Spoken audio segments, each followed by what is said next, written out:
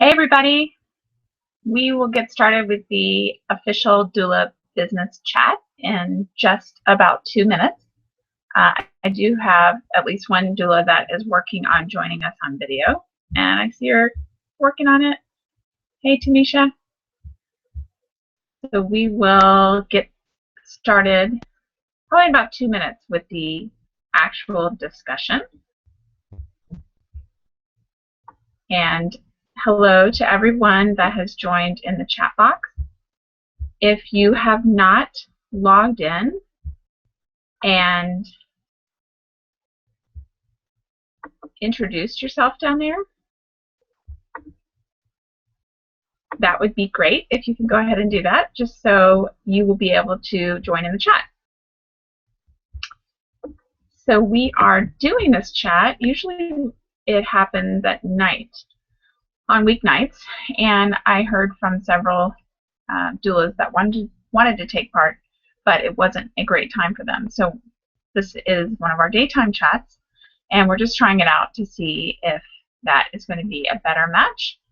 I would say at first glance, it is not as great of a time as nighttime, but we are recording it, so hopefully if someone can't make it, they can check it out and see it over on YouTube or it will also be posted at the Your Doula Bag blog.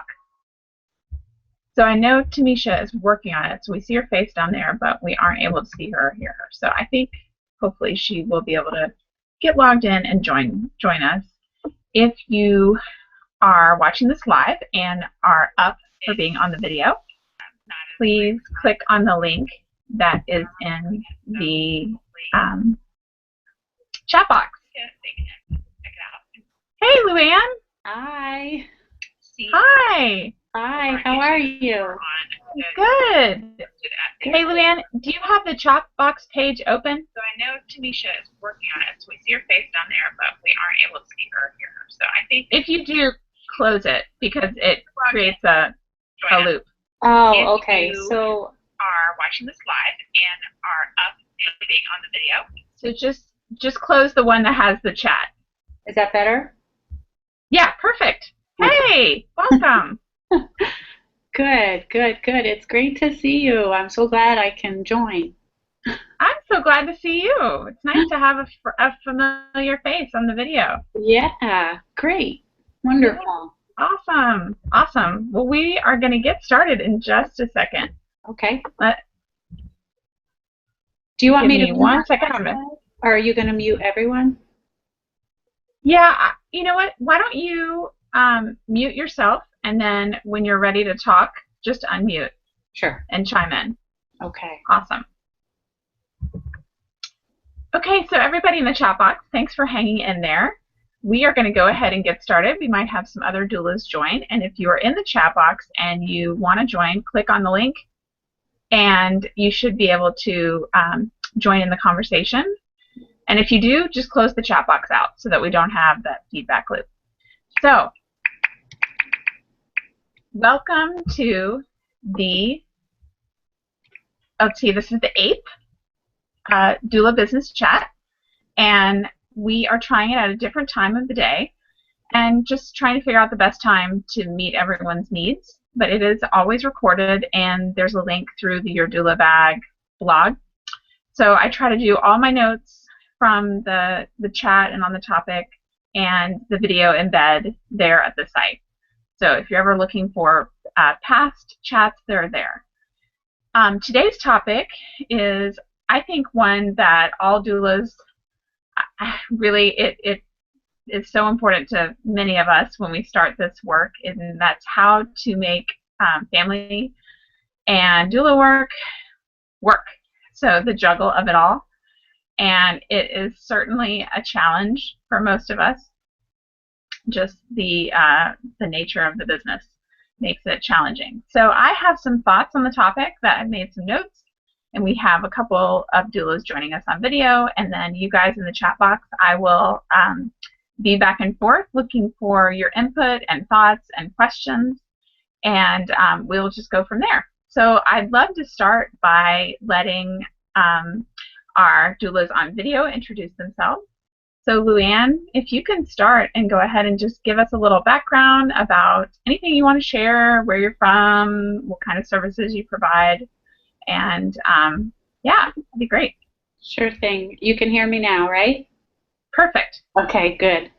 So, my name is Luann, and I live in northern New Jersey, and I am a birth doula, childbirth educator, lactation counselor, and infant massage parent educator. And I work, I have my own business, but I also have a full-time job besides. So, in a major healthcare facility in northern New Jersey where I teach the family education and CPR and all that. So, um, my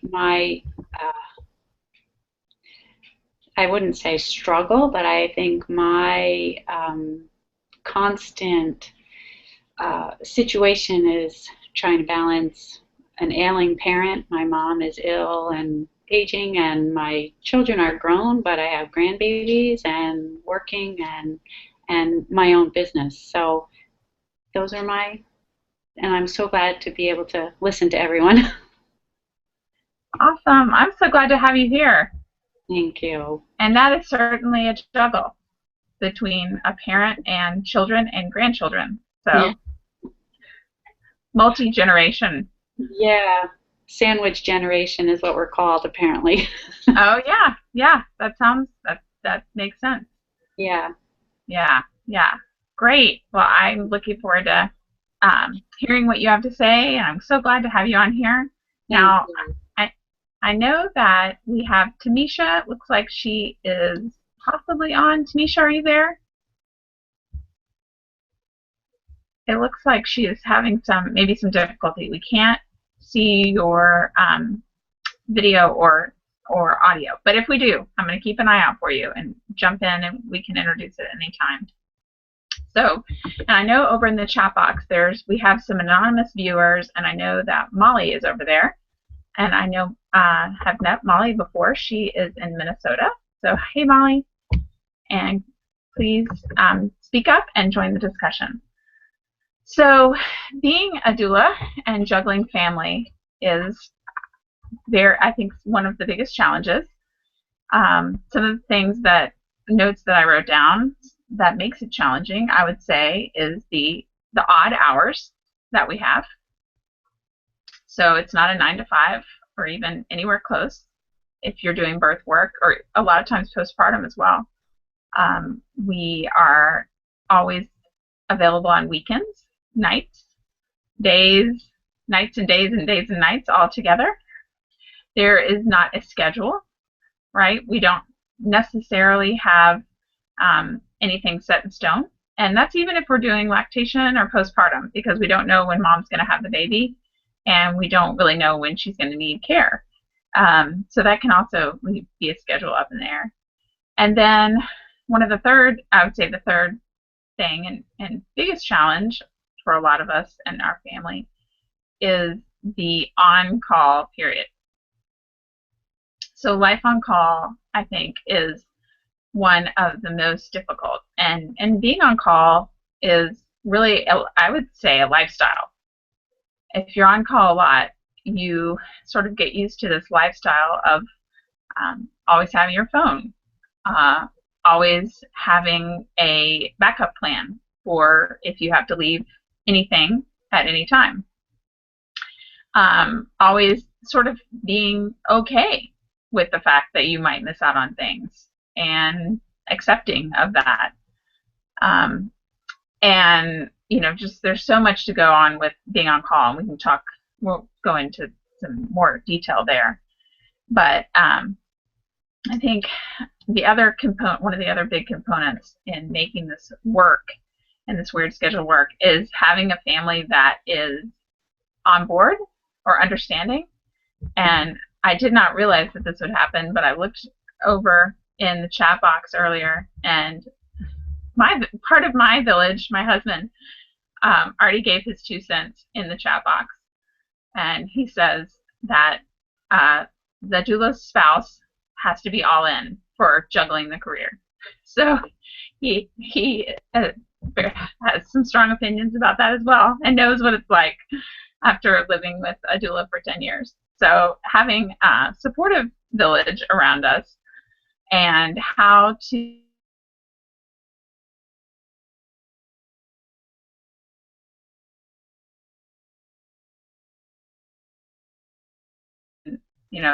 besides the on hours and the no schedule and the on call, are there any thoughts that you have about,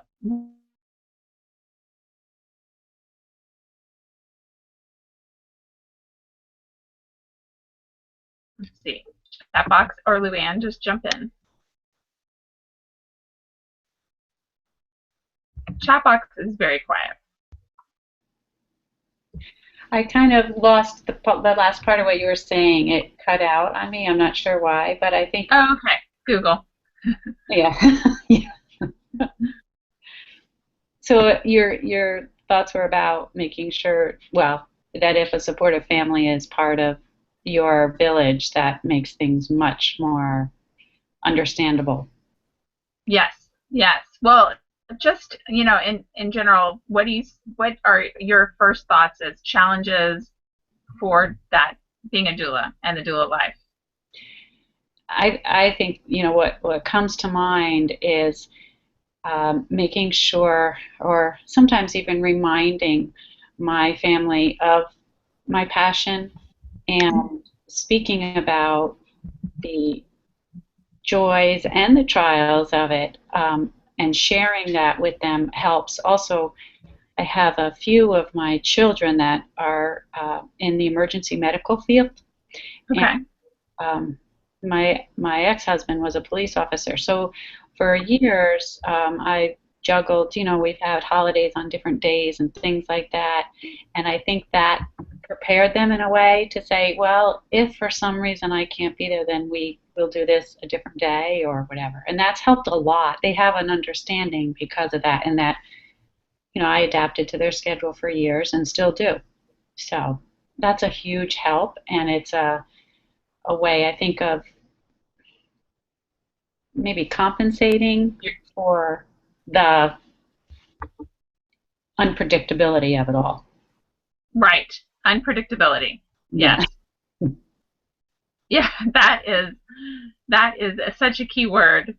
I was chatting with some doulas recently, and we were you know enjoying a laugh about how sometimes our family will say to us, uh, we'll say, oh, we're going to a birth, and then they might say, when do you think you'll be back?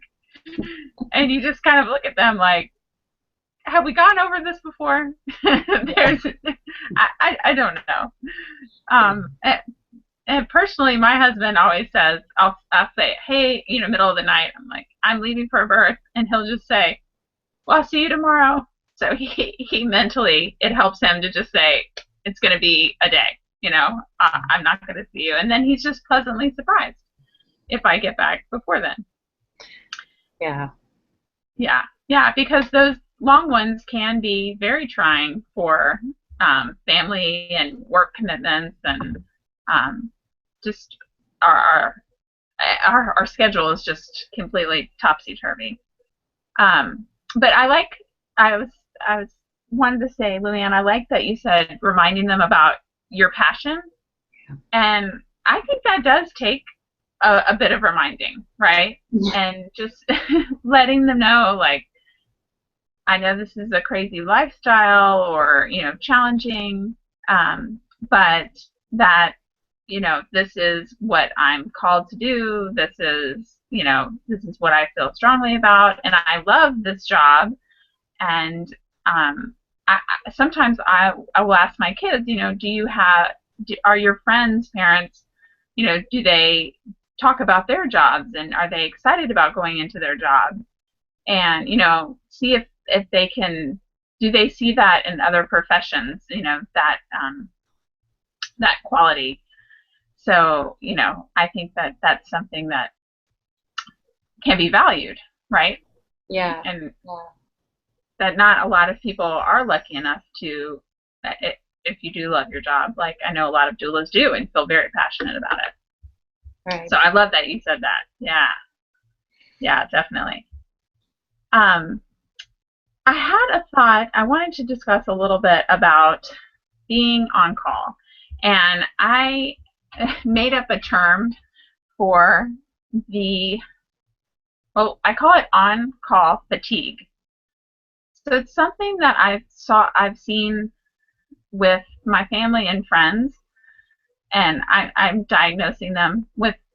I have diagnosed them in the past with on call fatigue, and what that is when um, I create this atmosphere of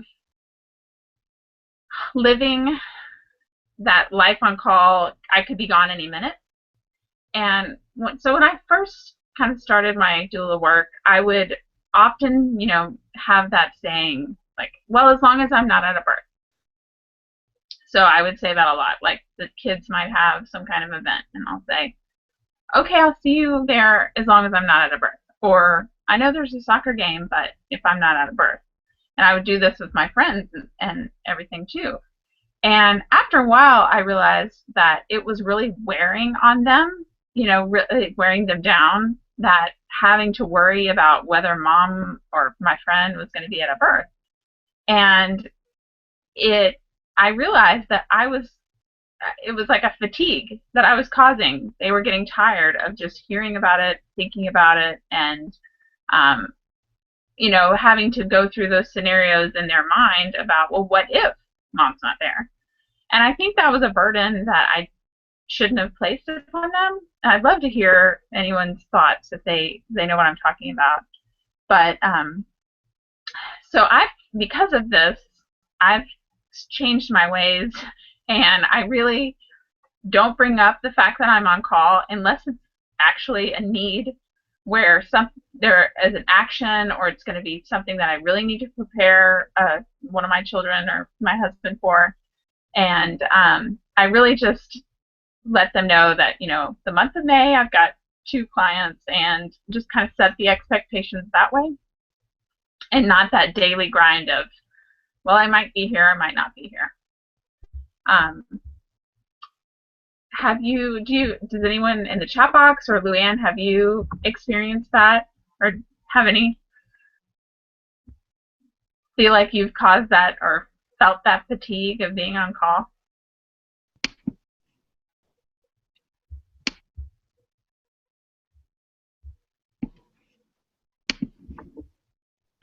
Hello.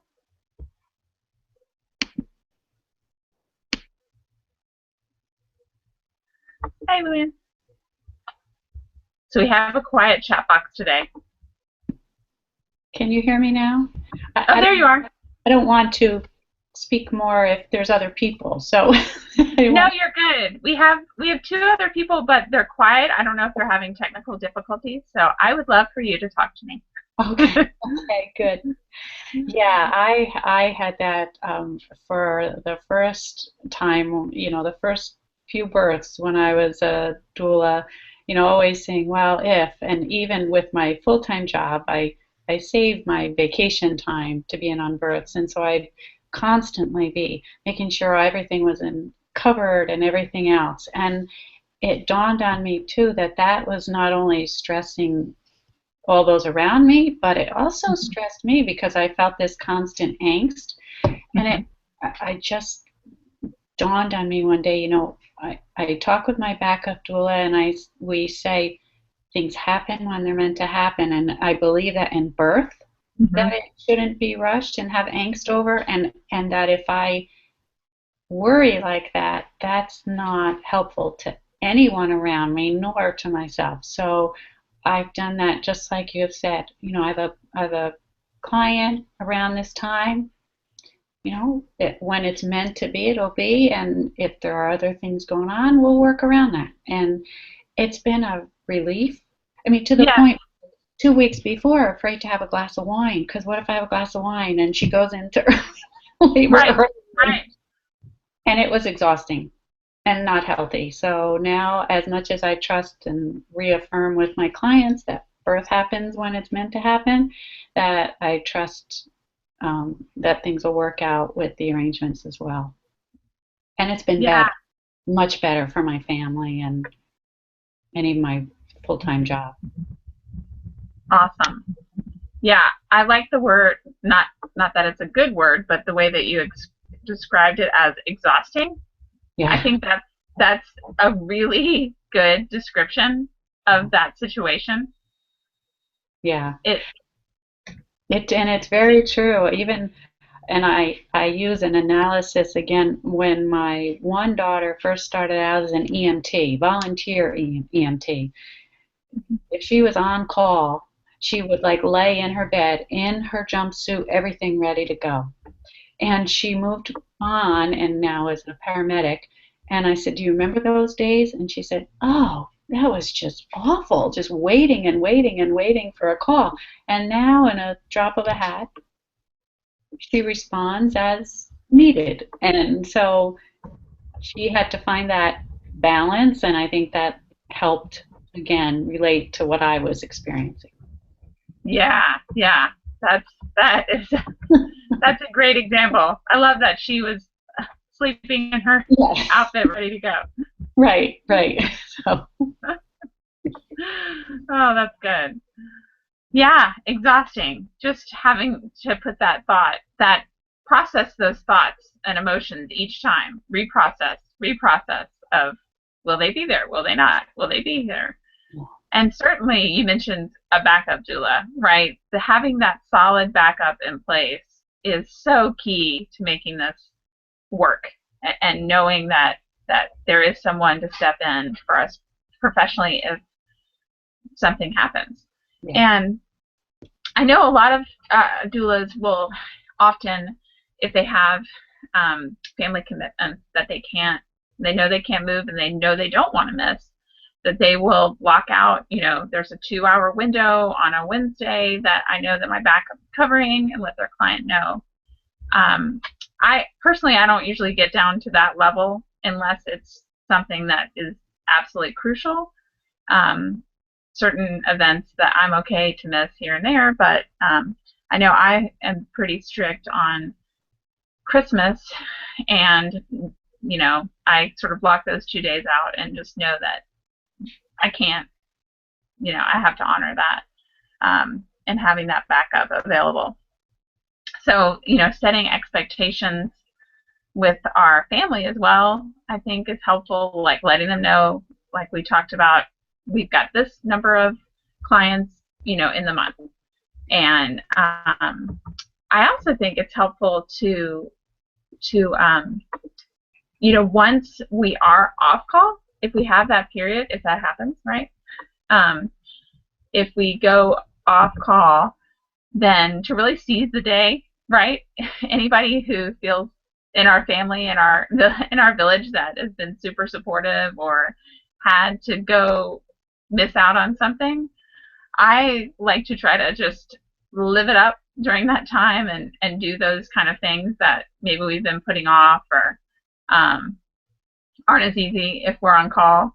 And for my children's sake, I try to make sure this is really a public or let them know, like, hey, I'm off call, everybody. Let's go do this thing. And so that, we all get excited about it together and kind of make a big deal out of it.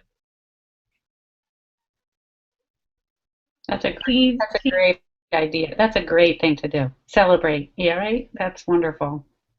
yeah, because sometimes those on-call periods are a little bit short, and if we can, take a day trip somewhere or something that's kind of a big deal, at least it helps. I know it helps my kids kind of feel like, okay, well, you know, we had to stay around, we couldn't do this, um, and now, now we can. So I'm going to pop over to the chat box, and there's a couple comments I just wanted to share. There's Angela. Hey, Angela. Sorry I'm slow to get this. Our chat box had a little bit of a delay. But she says that she's working on doula certification through DONA, childbirth educator through Lamaze, and opening a business in Washington. So hello, Angela. Let's see. And she has said that she was commenting about the fatigue and just the way we were talking about that. She seems to relate to that. And Marina. Hey, Marina. I see that you are on the Pacific Coast, Pacific time, and this time works for you, which is great. It looks like we have, maybe 4 or 5 or 6 of us in the chat box, so that's awesome. And let's see. Marina says that she frequently gets that question of, when will you be home? So I love that. I'm not the only one who gets that question.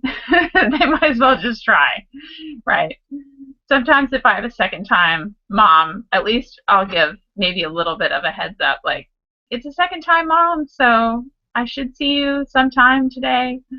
But other than that, I don't try to give any expectations. And then I see Crystal's in the chat box. Hey, Crystal. She's working on getting certified through DONA. Awesome. And Holly. Hey, Holly. Let's see. She says, after 19 doulaing years, I still feel the fatigue.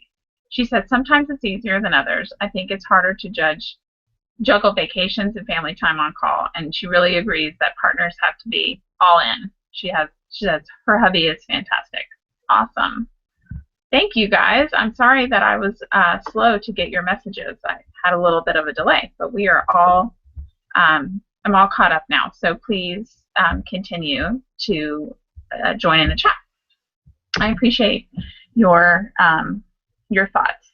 And I'd love to hear about maybe a little bit, if anyone wants to share about their village and who's part of it to make that juggling and juggling your family in. I do get a lot of questions, and I hear a lot of discussions with doulas that have young children that need childcare, and ask the question, like, how do we do it? How do we make that work? And I think that is trying to find childcare and make it work and make it still be able to make a profit is also big. So I would love to hear about your village, and I see at least one other person has just joined our video, so I would love to say hello to, it looks like Edward, possibly? Hello, can you say hello? Hi. Hello. Can you hear me? I can. You're a little hard to see with the light behind you, but we can hear you. Yeah, I'm Angela from the chat box. Oh, okay. Yeah. Tell me your name again. Angela? Angela. Hey, Angela. Welcome. So if you have the chat box open, just go ahead and close it so that we don't get a loop. Angela, where are you? I might have introduced yourself in the chat box, but just on video, let me know where you're from and what kind of services you do. I am from Vancouver, Washington, Okay. and I am working on being certified as a birth doula and childbirth educator, and some other services like through to essential oils and mother roasting, that sort of stuff. Awesome. Awesome. Well, thanks for moving from chat box into the video. I love it. So, welcome. So let's talk a little bit about our village, and maybe if anyone is having or has issues or thoughts about juggling using childcare or any worries about that. I know I will just share my personal story just to get started. That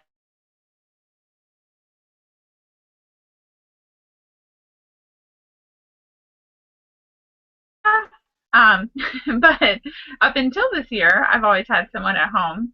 So I had to set up a village with another mom, actually, a very good friend, who I was also a doula client of mine for 2 of her children, and she just totally got the doula life and understood that I had no idea when I was going to need her. I had no idea how long I was going to need her, but I might just call her and come over and drop children off with her. And it does take a special person to be okay with that, and it's definitely a special person to be okay with that times 4 children. But I was very fortunate to have that in my life. And I also have a very supportive husband, very lucky, and so a little bit of family here and there that can pitch in. And then I also have other friends that are willing to, do one-offs here and there. And I usually just kind of call them as needed. Now, I know I've spoken with several other doulas that were trying to figure out childcare, and they have partnered with other doulas in the area where they share childcare, which I think is a great start because, the other doula obviously understands how crazy it is and how that's unpredictable. And I would love to hear if anybody has those struggles or thoughts. Now, Luann, you said you were caring for your mom. Is she in house? Or are you having to find care for her? She's in a facility, so Okay. I see her usually on the weekends. But even with that, I have a couple friends that are wonderful about visiting with her too.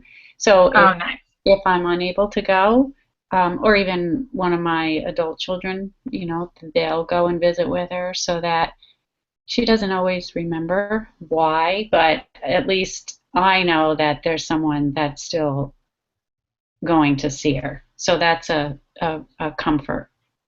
Nice. Yeah. So those are good people in your village to Yeah. step in when you're not there. Yeah. Yeah. So, Yeah. I don't have young children.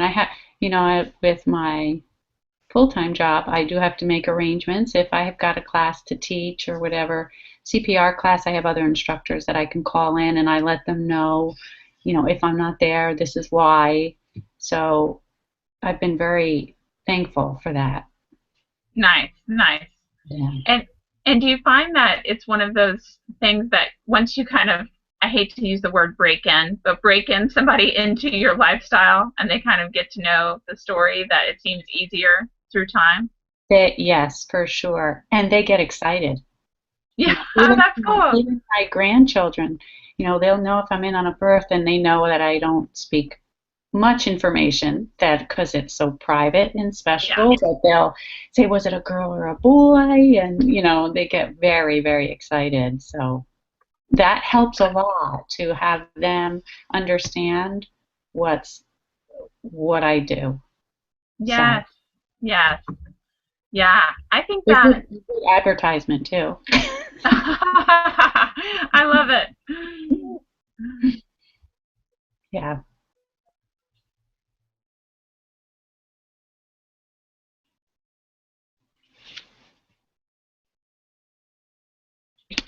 Where they will say to anyone who's pregnant, oh, is my mom helping you have a baby? That's great. I'll say, oh, I can't help everybody, ha ha ha. Like, I don't really know. I don't want to make this more uncomfortable. They might not want me to be there. Yeah. That's wonderful. Yeah, that's pretty funny. But I love that the grandkids get excited. That definitely will help them understand. My kids are the same way. They want to know, boy or girl, what was the baby's name? Yeah. My older daughter, now that she is, knows more about birth and everything, she will say, like, well, how did it go? Or she has more questions trying to figure out, things. But that's awesome. It's good, the more that they can celebrate. I wanted to share one story about kind of getting the family and getting your village involved in what's going on. That I had my 8th anniversary 2 years ago, and I did a big family party and just invited all of my previous clients and their kids, and we did it at the playground. And my kids were really involved in preparing for the event and decorating, and then I had my older daughters sort of doing some kid activities. And I felt like after that gathering that they had a lot more buy-in in what I was doing, because they actually saw the moms, and they saw the kids, and they saw everybody involved, and it made it more tangible, for what does mom do? Oh my gosh, all these kids, she was there. That was really, I thought, a big kind of turning point in the kids and their buy-off. And I might say something like, remember all those kids from the party? I'm helping another one of those kids enter the world, or another family like that. So I felt like that was a nice way to kind of bring them all together. I have a couple of thoughts from the chat box. Let me catch up with them. Let's see. Holly says her children are all grown now, but a couple of the doulas in her community trade childcare when they need to go to a birth. And she has 2 backup doulas are her village, and they don't pay each other unless they actually go to a birth. Which, let's talk about that a little bit, because there's another question. Let me see. I think it's from Marina, and she says, do most of you have a backup for every day, or do you just pay out on a Labor Day? And I know that everyone handles backup a little differently, but I personally, I only pay out my backup when they attend a birth for me. But I know that there are a lot of doulas that pay doulas to be on call, sort of as a retainer fee. I think both are very interesting models, and just have to work with what you've got. Luann, how do you and your backup work? Well, we will pay each other according to the birth, not for on call. So, and it has always worked out really well. I remember when my backup doula was being certified, I backed her up on a birth, and both her and I had agreed that as during certification there was a different scale, but so the birth was long, very long, and I remember her just feeling awful that she just was away, and it all happened in a way that I was there. And it worked out, though, thankfully, on a weekend. I didn't have to take time off of work, and it worked out again, even though it was a little challenging that way. It worked out well, and it has never been an issue. We have an agreement, and it works beautifully. So. That's awesome. Yeah. Yeah. I've been on the side that you said, where you go in for a backup and have a long, very long birth, and that can be a difficult. It just makes things just a little bit, I think, hard on the person that wasn't there, because you never know. No one's, obviously babies take the time that they need, so again, unpredictable. Very. We have no idea. Hey, Angela, I see you're back. Hello. Had to Hey. say goodbye to my husband as he went to work. Oh, very good. Your village. Yes. Well, I know that he's actually really nice. We are a one-car family, and so when I get called away to births, I take the car, and then he takes like the bus to work and stuff like that. So that's very supportive of him. Nice. Anything that you want to share, since you were off for a little bit, about just integrating your village or making it work, or thoughts, challenges? I know with like my where I work as an English tutor at the community college here, and they allow me to just create a drop-in schedule. Most of the tutors actually have like schedules where students can choose a half hour to work with them, and I'm drop-in, so anytime I need to go, I can.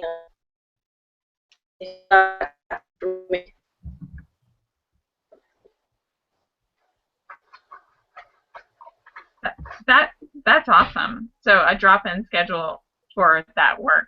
That sounds like a great a great mix with doula work. There's a couple of chat box comments. So Tamisha, I see her over at the chat box now. Sorry, Tamisha, we didn't get you on the video. But she she says she loves when her kids say, look, that woman's pregnant, go talk to her. So I've totally been in that situation. Holly says that she pays her retainer fee if she's going to be out of town and the doula is going to be the primary while she's away. So that, I think that makes a lot of sense, because if you're out of town, obviously you're definitely not available. So you really need somebody who is going to be that primary. That's a great, I think, a good idea. And then Tamisha says she's been a doula for 9 years. She loves the field, and with 4 small kids and taking care of her husband's mom, it can be a challenge. So it sounds like Tamisha is also having to care for children and a parent at the same time. So yeah, that definitely sounds like a challenge. And she says that she has to pay a backup to be on call or to attend the birth. So everyone does it a little bit different. But for sure, having that solid backup relationship is necessary.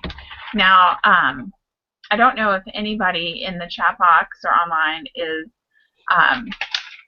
a nursing mom, but that's another juggle that I've definitely had people bring up that question about nursing and doulaing, and if that is possible.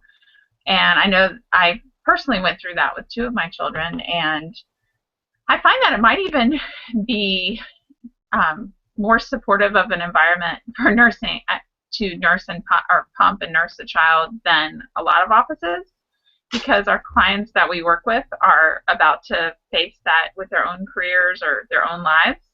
So I had besides it being a management issue of, like most moms that go back to work, pumping and storing and all that kind of thing, I found my clients to be really supportive.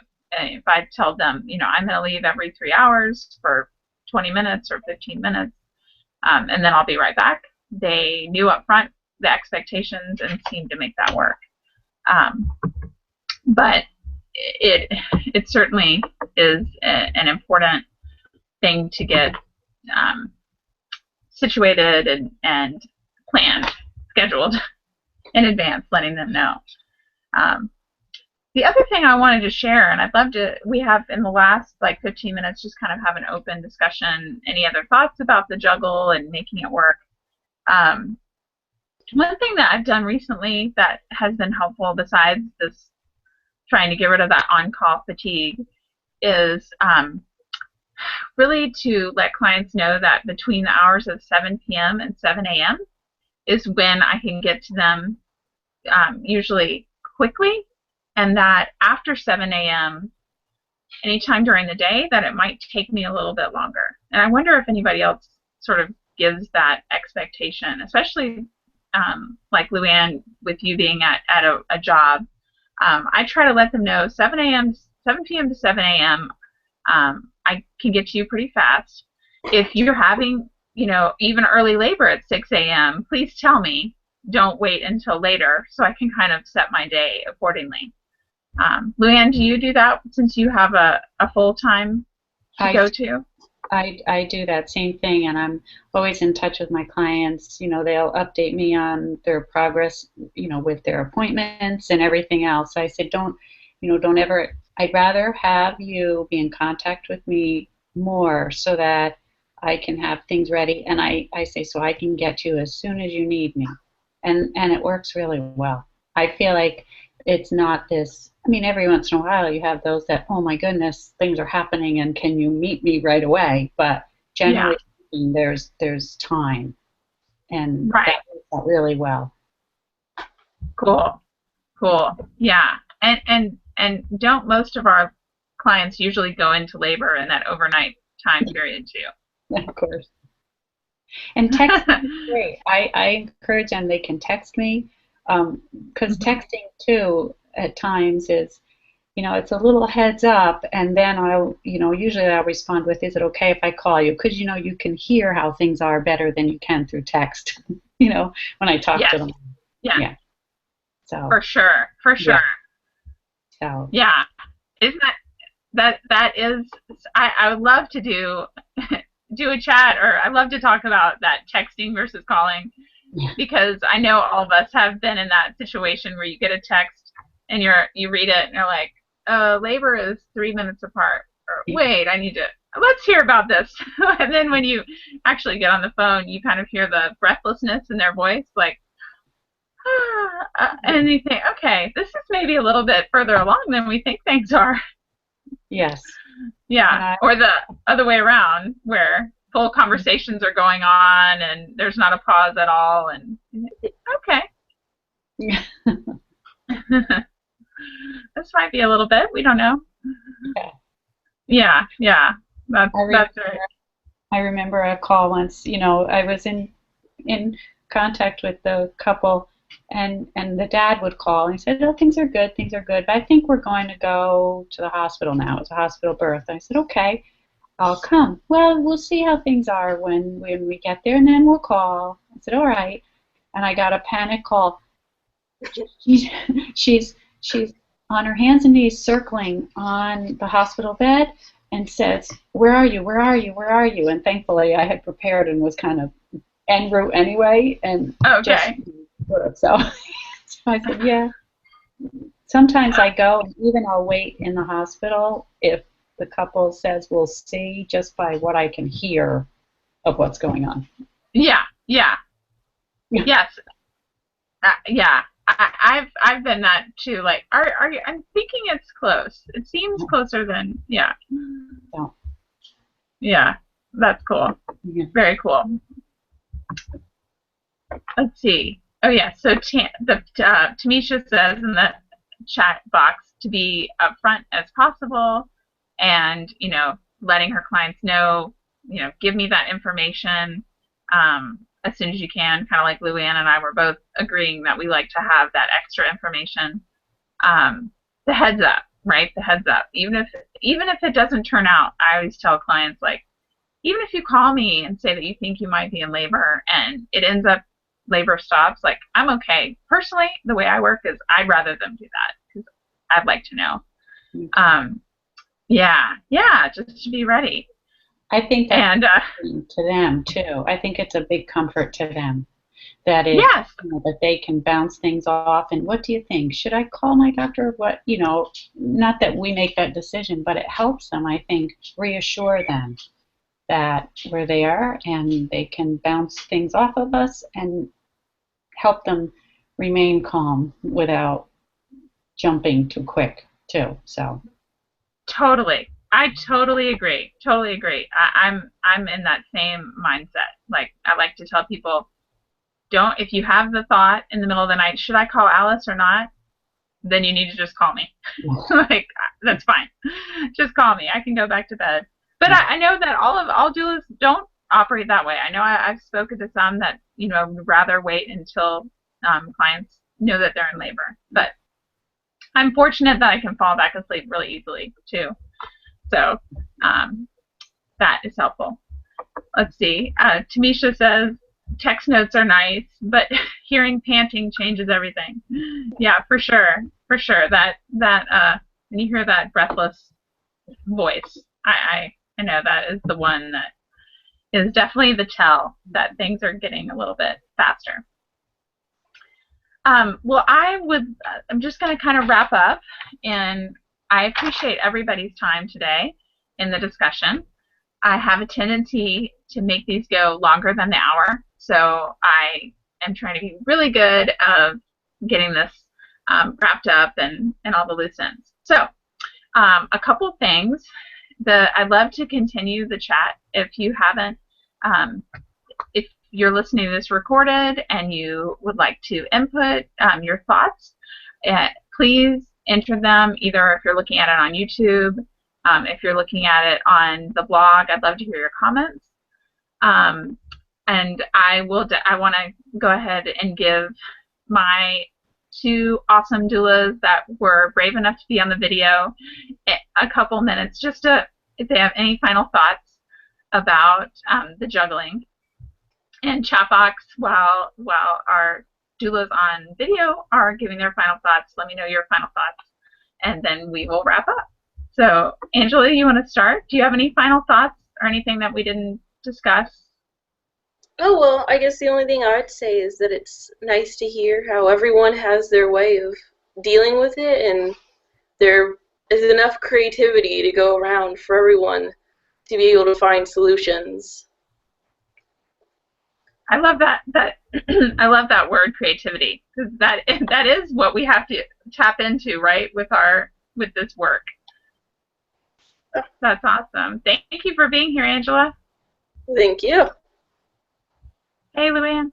Hey, and it's nice to meet you, Angela, from across the country. That's right. I'm in New Jersey, so we're opposite. Yeah.